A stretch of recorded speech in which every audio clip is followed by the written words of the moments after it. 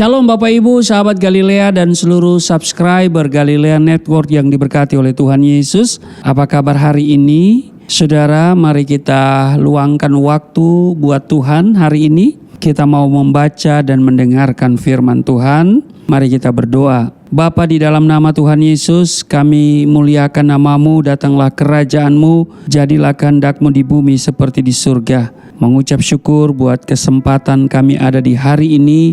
Kami hendak membaca dan merenungkan firman-Mu. Kiranya Engkau mengurapi kami semua, urapi hamba-Mu yang tidak ada apa-apanya. Di dalam nama Tuhan Yesus, amin. Saudara, kita baca Ezra pasal 7. Harusnya saudara baca dari ayat 1 sampai 28. Tapi kita membaca saja di dalam satu ayat saja, Ezra pasalnya yang ke-7 ayatnya yang ke-6.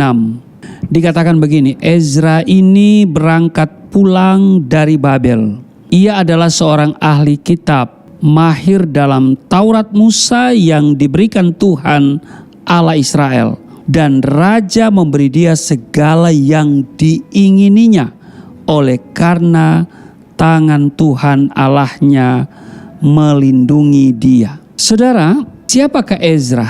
Ezra adalah salah satu dari orang-orang Israel yang dibuang di Babel. Saudara, menjadi orang buangan tidak selamanya hopeless begitu ya saudara ya. Ada saatnya di mana Tuhan sanggup mengangkat dan memulihkan keadaan orang-orang buangan itu secara pribadi maupun secara kolektif.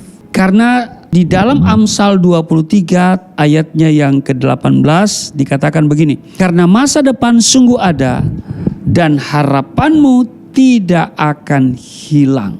Nah saudara, Ezra dari seorang buangan menjadi orang kepercayaan raja. Ia dipercaya dan diutus oleh Raja Artasasta untuk membangun bait Allah di Yerusalem. Nah, apakah tidak ada orang lain yang lebih terhormat yang bisa diutus oleh raja? Saudara, tentunya Raja Artasasta tidak salah pilih. Amin. Kalau tidak memiliki reputasi yang baik, mustahil raja mengutus Ezra. Nah, mengapa Ezra begitu istimewa di mata Raja Artasasta? Saudara, meski sebagai orang buangan di Babel, Ezra memiliki kehidupan yang berbeda. Dia seorang yang mengasihi Tuhan dengan segenap hati. Bahkan orang-orang di seluruh Babel mengenalnya sebagai orang yang ahli dalam hal Taurat Tuhan. Itulah sebabnya tertulis di Ezra pasalnya yang ke-7 ayatnya yang ke-6 bagian C dikatakan begini. Raja memberi dia segala yang diingininya oleh karena, perhatikan, tangan Tuhan Allahnya melindungi dia.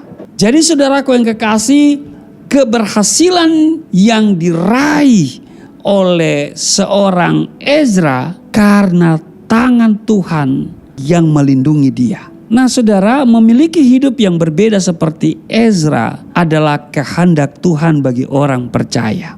Karena itu Alkitab mencatat misalnya di dalam Roma pasalnya yang ke-12 ayatnya yang kedua. Dikatakan begini, janganlah kamu menjadi serupa dengan dunia ini, tetapi berubahlah oleh pembaruan budimu. Sehingga kamu dapat membedakan manakah kehendak Allah, apa yang baik, yang berkenan kepada Allah, dan yang sempurna. Roma pasal 12 ayat yang kedua. Nah ketika orang-orang buangan lain mungkin sedang merenungi nasib dan menangisi diri sendiri, Ezra malah bertekun, meneliti, dan merenungkan Taurat Tuhan siang dan malam. Kalau Ezra disebut sebagai ahli Taurat Tuhan, itu karena ketekunannya meneliti Taurat itu. Saudara bisa periksa itu di Ezra pasal 7, di ayat 11, 12, dan 21. Saya akan bacakan untuk saudara ya. Ini Ezra pasal 7 ayat 11 dikatakan begini saudara ya. Inilah salinan surat yang diberikan Raja Artasasta kepada Ezra, imam dan ahli kitab itu, yang ahli dalam perkataan segala perintah dan ketetapan Tuhan bagi orang Israel. Di ayat 12, Artasasta, raja segala raja, kepada Ezra, imam dan ahli Taurat Allah semesta langit. Dan selanjutnya, maka sekarang di ayat 13, olehku telah dikeluarkan perintah bahwa setiap orang di dalam kerajaanku yang termasuk orang Israel awam atau para imam atau orang-orang Lewi dan yang rela pergi ke Yerusalem boleh turut pergi dengan engkau. Ayat 21 dikatakan, kemudian aku Raja Artasasta telah mengeluarkan perintah kepada semua bendahara di daerah seberang sungai Efrat begini, segala yang diminta daripadamu oleh Imam Ezra, ahli Taurat Allah semesta langit, haruslah dilaksanakan dengan saksama. Saudara perhatikan bahwa Ezra disebut sebagai ahli Taurat Tuhan. Mengapa? Ya karena ketekunannya meneliti Taurat itu. Tidak hanya itu saudara. Dikatakan juga ia tekun mengajar dan mendidik orang-orang buangan di Babel tentang Taurat Tuhan. Nah ketika diutus ke Yerusalem, Ezra pun membawa juga sebuah kitab Taurat sebagai sumber pengajaran iman. Kehidupan Ezra benar-benar menjadi berkat, menjadi kesaksian bagi bangsanya. Karena itu ia dipercaya melaksanakan mandat sang raja. Ezra juga menerima kuasa penata layanan. Kalau kita baca di ayat 17 dikatakan begini, maka oleh karena itu haruslah engkau dengan saksama memakai uang itu untuk membeli lembu-lembu jantan, domba-domba jantan, anak-anak domba dengan korban sajiannya dan korban curahannya. Dan haruslah semuanya itu kau persembahkan di atas mezbah di rumah Allahmu yang ada di Yerusalem. Jadi Ezra juga menerima kuasa menata layani atau disebut dengan penata layanan. Dan dapat mempertanggungjawabkan setiap tugas yang dipercayakan kepadanya. Nah saudara, kisah ini menunjukkan bahwa Ezra seorang yang takut akan Tuhan, tidak hanya mahir tentang Taurat Tuhan secara teori, tapi juga setia. Ada banyak orang Kristen saudara, dia mahir tentang Taurat Tuhan secara teori, tetapi dia tidak setia. Nah Ezra bukan saja mahir tentang Taurat Tuhan secara teori, sehingga dia mengajarkan kepada orang lain. Tapi juga saudaraku yang kekasih, dia setia melakukan Taurat Tuhan itu dalam kehidupannya sehari-hari.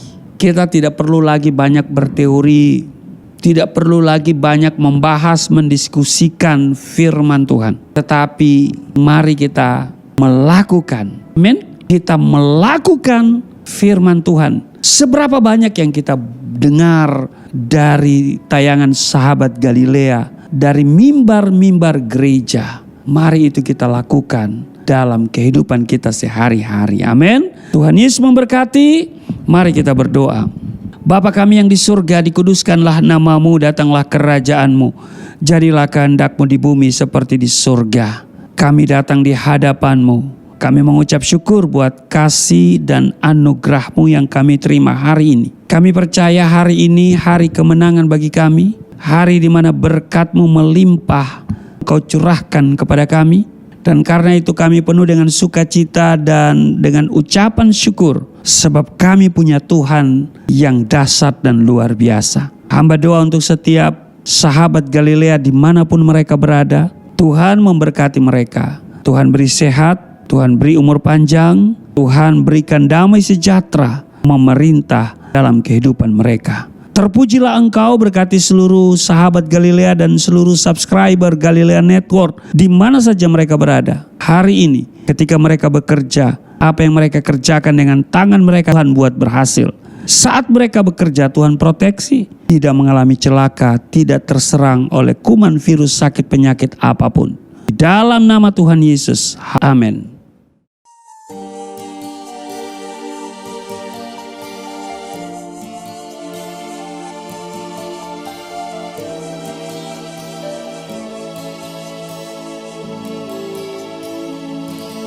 Bapa kami yang di surga, dimuliakanlah nama-Mu. Datanglah kerajaan, jadilah kehendak-Mu di bumi seperti di surga.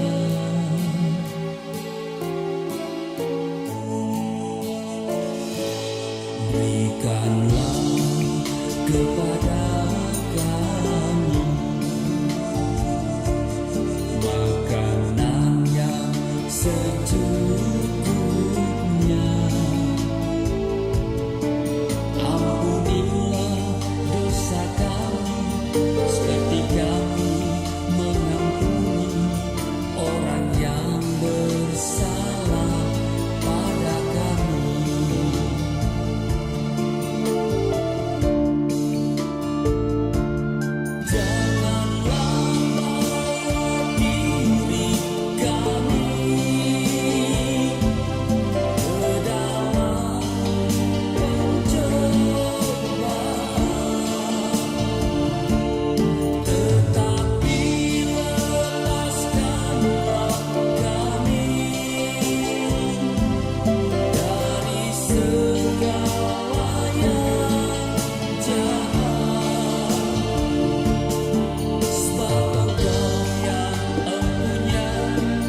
Kerajaan